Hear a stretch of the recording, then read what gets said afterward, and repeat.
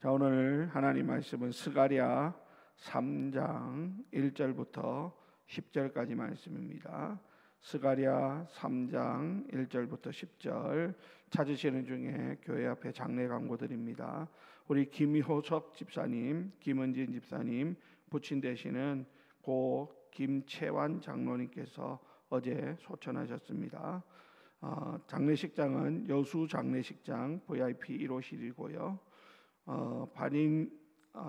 오늘 우리 교회는 교육관에서 9시에 출발해서 가서 위로 예배 드리고 오도록 그렇게 하겠습니다. 우리 장로님들 많이 기도해 주시기를 바랍니다. 자, 오늘 하나님 말씀 보겠습니다. 스가랴 3장 1절에서 10절 저와 여러분들이 한 절씩 교독합니다. 대제사장 여호수아는 여호와의 천사 앞에 섰고 사탄은 그의 오른쪽에 서서 그를 대적하는 것을 여호와께서 내게 보이시니라. 여호와께서 사탄에게 이르시되 사탄아 여호와께서 너를 책망하노라. 예루살렘을 택한 여호와께서 너를 책망하노라. 이는 불에서 꺼낸 그슬린 나무가 아니냐 하실 때에 여호수아가 더러운 옷을 입고 천사 앞에 서 있는지라. 여호와께서 자기 앞에 선 자들에게 명령하사 그 더러운 옷을 벗기라 하시고 또 여호수아에게 이르시되 내가 내 죄악을 제거하여 버렸으니 내게 아름다운 옷을 입히라 하시기로 내가 말하되 정결한 관을 그의 머리에 씌우소서 하매 곧 정결한 관을 그 머리에 씌우며 옷을 입히고 여호와의 천사는 곁에 섰더라. 여호와의 천사가 여호수아에게 증언하여 이르되 만군의 여호와의 말씀에 내가 만일 내 도를 행하며 내 규례를 지키면 내가 내 집을 다스릴 것이요 내 뜰을 지킬 것이며 내가 또 너로 여기 섰는 자들 가운데에 왕래하게 하리라. 대제사장 여호수아야 너와 내 앞에 앉은 내 동료들은 내 말을 들을 것이니라. 이들은 예표의 사람들이라. 내가 내 종 싹을 나게 하리라. 만군의 여호와가 말하노라. 내가 너 여호수아 앞에 세운 돌을 보라. 한 돌에 7눈이 있느니라. 내가 거기에 새길 것을 새기며 이 땅의 죄악을 하루에 제거하리라. 만군의 여호와가 말하노라. 그날에 너희가 각각 포도나무와 무화과나무 아래로 서로 초대하리라 하셨느니라. 아멘. 자, 오늘 말씀은 대제사장 여호수아라는 제목입니다. 지금 스가랴가 하나님 앞에서 여러 가지 환상들을 보고 있습니다. 앞선 환상들을 통해서 하나님께서는 당신의 백성들을 위한 안전한 성읍을 약속하시고 그들을 눈동자처럼 보호하시겠다라고 말씀하셨죠. 오늘 우리가 살펴보는 이 네 번째 환상은 그 약속의 땅, 그 거룩한 성읍에 거할 백성들의 내면과 또 영적 실존의 문제, 곧 죄의 문제를 정면으로 다루고 있는 모습입니다. 거룩하신 하나님은 절대로 죄와 함께 하실 수 없기 때문이죠. 오늘 본문은 하나님의 백성을 대표하는 대제사장 여호수아가 하나님의 법정 앞에 서는 그러한 모습을 보여줍니다. 여러분, 이것은 여호수아 한 개인의 이야기가 아니라 죄로 인해서 하나님 앞에 설 자격 없는 우리 모두의 이야기이고, 그런 우리를 위해서 하나님께서 어떻게 길을 여시는지를 보여주는 놀라운 은혜의 이야기라고 할 수 있는 것이죠. 자, 그러면 여러분, 오늘 본문을 잠시 살펴보면 오늘 본문의 이 장면은 엄숙한 법정의 모습처럼 보여집니다. 피고석에는 대제사장 여호수아가 서 있고 그의 오른쪽에는 그를 대적하는 사탄이 서 있는 것입니다. 그리고 재판장이신 여호와의 사자 앞에서 이 모든 광경이 펼쳐지고 있는 것입니다. 앞에서 말씀드린 것처럼 여기서 말하는 이 대제사장 여호수아는 단순히 한 개인이 아닙니다. 그는 이스라엘 전체를 대표하는 인물인 것이죠. 자, 그런데 그의 모습은 이스라엘 공동체의 영적 상태를 보여준다라고 했죠. 자, 그러면 여러분, 그의 상태가 어떠합니까? 오늘 3절에 보니까 이렇게 말합니다. 여호수아가 더러운 옷을 입고 천사 앞에 서 있는지라. 여러분, 제사장의 옷은 어때야 됩니까? 정결하고 거룩해야 하는 것이 마땅한데, 그는 지금 심판의 법정 앞에서 차마 눈 뜨고 볼 수 없을 정도로 더러운 옷을 입고 있더라라는 겁니다. 여러분, 이 더러운 옷은 바벨론 포로 생활을 거치면서 쌓인 이스라엘 백성 전체의 죄악과 부정함들, 그리고 수치와 절망을 상징하는 그러한 표현입니다. 바로 이때 이 여호수아를 고발하는 사탄이 등장하죠. 사탄은 이 더러운 옷을 증거로 삼아서 여호수아의 자격 없음을, 이스라엘의 죄악됨을 조목조목 고발하면서 그를 정죄하려고 하고 있는 것입니다. 여러분, 지금 이 사탄의 이 고발은 절대 근거 없는 비방이 아닙니다. 실제로 여호수아는 죄인이었고 이스라엘은 하나님 앞에서 범죄했었습니다.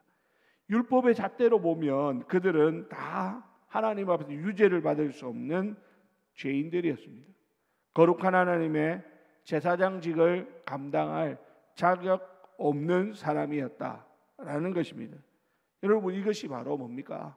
율법 앞에 선 모든 인간의 실존적인 모습이다라고 하는 겁니다. 이것은 오늘 대제사장 여호수아 그리고 이스라엘 백성들 뿐만 아니라 이 자리에 있는 우리 모두가 다 그러하다라는 것입니다. 우리는 더러운 옷을 입은 죄인으로 사탄의 정죄 앞에서 우리는 아무런 변명도 할 수 없는 그런 죄악된 모습이 실제로 우리들 가운데 있는 것이 사실이죠. 자, 그런데 여러분, 오늘 이런 광경 속에서 재판장이신 여호와께서 뭐라고 말씀하고 있느냐 하면, 하나님의 그 재판장이신 여호와 하나님은 그 죄인인 여호수아를 꾸짖는 것이 아니라 고발하고 있는 그 사탄을 향하여 준엄하게 책망을 하고 있더라라는 것이죠. 오늘 2절을 보시기 바랍니다. 2절 우리 다 같이 읽어보겠습니다. 시작. 여호와께서 사탄에게 이르시되 사탄아, 여호와께서 너를 책망하노라. 예루살렘을 택한 여호와께서 너를 책망하노라. 이는 불에서 꺼낸 그슬린 나무가 아니냐 하실 때에. 아멘. 자, 보십시오. 하나님께서는 여호수아의 의로움을 변호해 주지 않습니다. 대신에 당신이 누구라고 말합니까?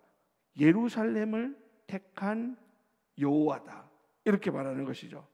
하나님의 주권적인 선택을 근거로 지금 사탄을 향하여 가지고 너를 책망한다, 너를 책망한다, 이렇게 두 번이나 말씀하고 있습니다. 여기서 보니까 불에서 꺼낸 그슬린 나무가 아니냐라고 하는 이 표현은 이스라엘 백성들이 바벨론 포로로 맹렬한 그 심판의 불 속에서 간신히 구원받았음을 상기시키는 표현입니다. 그들은 스스로의 힘으로 나온 것이 아니라 전적인 하나님의 은혜로 구원받은 존재였던 것이죠. 이미 은혜로 건져내기로 작정하신 당신의 백성을 지금 사탄이 다시 정죄하는 것을 하나님은 허락하시지 않더라라는 것이죠. 그러면서 하나님께서는 여호수아의 죄 문제를 직접 해결해 줍니다. 4절에 보니까 그분은 여호와께서는 천사들에게 명령하여서 그의 더러운 옷을 벗기고 이렇게 말하는 것이죠. 내가 내 죄악을 제거하여 버렸으니 내게 아름다운 옷을 입히리라 라고 말합니다. 여러분, 이것이 놀라운 하나님의 칭의의 은혜라는 것입니다. 값없이 의롭다 칭함을 받는 복음의 핵심이 지금 여기에서 나타나고 있더라라는 것입니다. 여러분, 죄의 옷을 벗겼다라는 것은 뭡니까? 사죄의 은총을 베풀어 주셨다라는 것입니다. 아무리 우리의 죄악이 더러워도 하나님께서 그 죄의 옷을 벗겨주시는 사죄의 은혜가 있다라는 것이죠.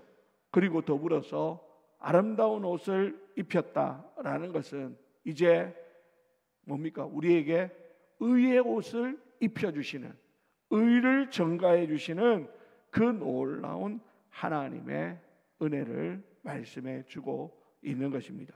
이 모든 것에는요, 여호수아나 이스라엘 백성이나 이 자리에 있는 저와 여러분들이나 우리의 행위나 우리의 자격 때문이 아니라 오직 하나님의 주권적인 은혜로 말미암아 우리의 신분이 죄인에서 의인으로 바뀌어지는 놀라운 역사가 일어난 것입니다. 더러운 죄의 누더기는 벗겨지고 예수 그리스도의 그 보혈로 말미암은 의의 옷을 덧입게 되어지는 것. 그러므로 이제는 이 새로운 신분으로 우리는 새로운 삶을 살아야 하는 그러한 책임이 우리들 가운데 주어지고 있는 것입니다. 오늘 7절의 말씀처럼 7절 한번 볼까요? 7절 다 같이 읽습니다. 시작. 만군의 여호와의 말씀에 내가 만일 내 도를 행하며 내 규례를 지키면 내가 내 집을 다스릴 것이요 내 뜰을 지킬 것이며 내가 또 너로 여기 섰는 자들 가운데에 왕래하게 하리라. 아멘.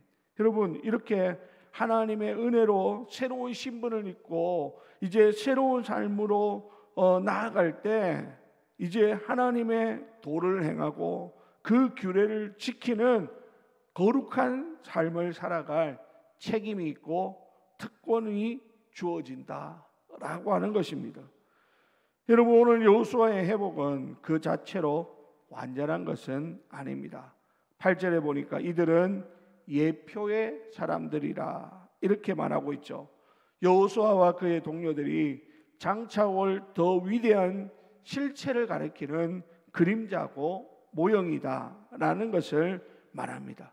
하나님께서는 이 예표를 통해서 궁극적으로 해결책을 우리에게 말씀하십니다. 약속합니다. 그게 뭡니까? 여기 보니까 내가 내 종 싹을 나게 하리라 라는 것이죠. 여러분, 이 싹은 이사야서에서도 예언된 누굽니까? 다윗의 후손 곧 메시아이신 예수 그리스도를 말하는 것이죠. 대제사장 여호수아의 죄가 하나님의 은혜로 덮여지는 것으로 해결되었다면 이 땅의 근원적인 죄악의 문제는 하나님의 종 싹이신 예수 그리스도를 통해 완전히 해결되어지는 것입니다. 9절 하반절의 약속이 이것을 확증하죠. 이 땅의 죄악을 하루에 제거하리라 라고 말합니다. 여러분, 인류의 모든 죄악이 단 하루 십자가에 달리신 예수 그리스도께서 십자가에 달리신 그날에 단번에 영원히 제거될 것을 지금 예언해 주고 있는 놀라운 말씀이다 라는 것입니다. 여러분, 여호수아가 입은 아름다운 옷이 예수 그리스도의 의를 예표했다면 싹이신 예수 그리스도는 바로 그 아름다운 옷의 실체라고 할 수 있습니다. 그분이 오셔서 십자가에서 이루신 그 사역을 통해서 우리는 비로소 참된 평화와 안식을 누리게 되는 것이죠. 10절에 각 포도나무와 무화과나무 아래로 서로 초대하리라 라는 말씀은 죄의 문제가 해결되고 하나님과의 관계가 회복된 자만이 누릴 수 있는 완전한 샬롬, 곧 구원의 기쁨과 풍성함을 보여주는 장면이라고 할 수 있는 것입니다. 사랑하는 우리 성도 여러분, 오늘 하나님의 법정 앞에 선 대제사장 여호수아의 모습 속에서 사실은 우리 자신의 모습을 볼 수 있습니다. 우리가 바로 대제사장 여호수아처럼 죄의 더러운 옷을 입고 사탄의 끊임없는 참소 앞에 설 수밖에 없는 연약한 존재들이죠.